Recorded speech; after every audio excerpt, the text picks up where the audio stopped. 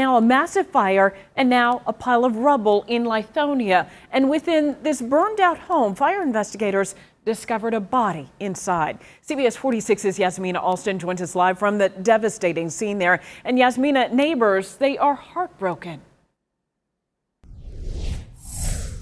Tracy, heartbroken is right. People in this neighborhood say they're devastated. They lost one of their neighbors after this deadly and massive fire. This is all that's left of that house that's all that's left from this house. And you can see that same fire also caused damage to several of the other houses around it, melting the siding.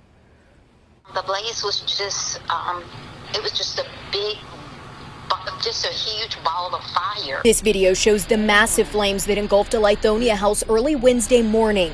A neighbor took the video shortly after realizing what was happening next door to her Berryside Drive house. By the time the fire was this big, most of the neighbors were outside. I jumped up and ran outside with my phone. And when I got outside, the right back side of his corner of his house was up in flames. DeKalb fire officials say one person died, but that person has not yet been identified. Neighbors tell me the victim was a good person.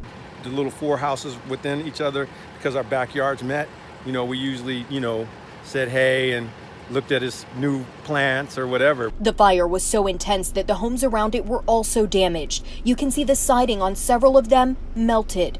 The residents of the Berry Hill subdivision devastated by the tragedy. Just a sad thing. It's just, when I tell you sad and exhausting, that it's just painful to see this, anywhere, not just in my neighborhood, but just any place.